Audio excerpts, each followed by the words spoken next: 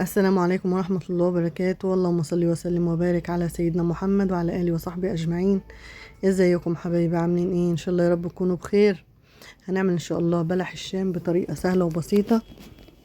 هنعمل الأول الشربات.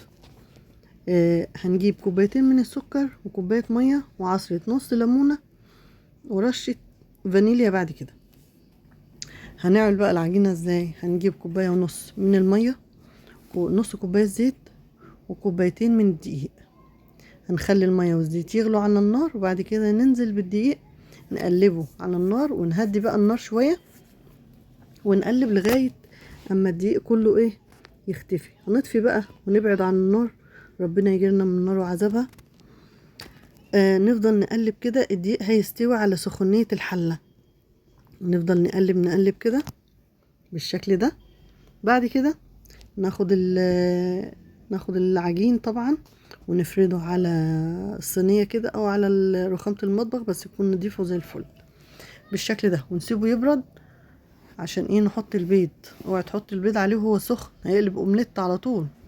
لو عندك عجان زي ده ماشي، ما عندكيش تجيبي طبق حطي فيه العجينة وتنزلي ببيضة بيضة لغاية اما البيض يختفي. احنا هنحط 4 بيضات. انا حطيت اول بيضة اهو، هستنى عليها تختفي وهنزل بالتانية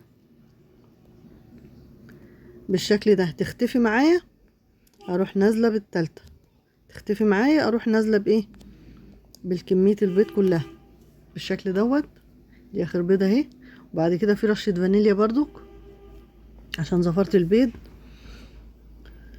بالشكل ده. بقت حلوة ومطاطية كده وجميلة. هنجيب بقى الكيس الحلواني، هنحط فيه العجينة كلها كده بالشكل ده. جميلة جدا يا جماعة، جميلة جميلة. هنروح بقى على زيت بارد او زيت دافي زي دمع العين كده. بلح الشام الوحيد اللي ما بتحطش في الزيت وهو سخن. بلي ايدي زيت، نقطع كده العجينة. شوفوا نازلة حلوة وسلسة ازاي يا جماعة، جميلة جدا. قطعي على ايدك كده عشان تطلعي كل صوابع بلح الشام تبقى كلها متساوية كده وقد بعضيها، احجام كلها تبقى قد بعضيها بالشكل ده. قطعه وحطي في الزيت. انا في الاول كنت طافية النار خالص، بعد كده ولعت عليه خليت النار هادية جدا. انا هعمل الكمية دي. بعد ما عملت الكمية دي كده هعمل انا هوريكم كانت النار عاملة ازاي. كانت النار هادية جدا. بعد كده هعلي بقى عليه النار. بعد ما عليت النار كده كل ما يحس بسخونية بلح الشام هتلاقيه نطر لفوق. كل ما الزيت يسخن كل ما هو هينطر لفوق.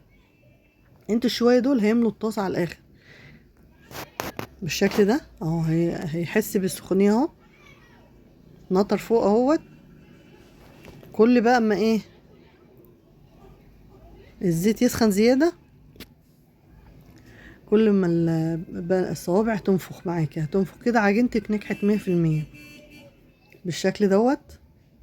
تفضلي تقلبي فيه تقلبي فيه كده عشان ياخد لون من كل الاتجاهات بتاعته ويستوي كويس اهو. كل ما يحس بالحرارة بينفخ بالشكل ده. وصلت معايا لغاية كده بالفيديو؟ لايك جميل وتعليق حلو بالشكل ده.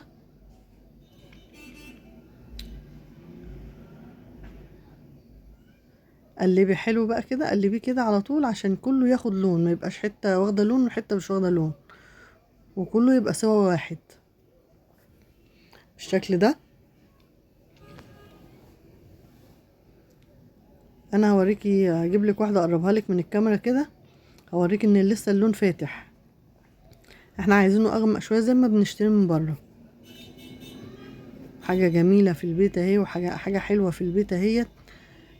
مضمونة وانت اللي عاملاها في البيت بايديك لولادك بالشكل ده. ده اللون ده كده حلو قوي. هننزل بيه صف كويس من الزيت وحطي في الشربات. طبعا انتوا عارفين الحاجات المقالي كلها بلح الشام وصوابع زينب والزلابية كل دول بتعملوا في شربات تقيل بارد. ده انا الشربات انا عاملاه طبعا في اول الفيديو بالشكل ده. دي الطاسة التانية. طبعا انا استنيت الزيت برد. لازم بلح الشام يكون الزيت يعني على الاقل يكون دافي، ما يكونش سخن ابدا بالشكل ده، وبألف هنا وشفا، بألف هنا وشفا.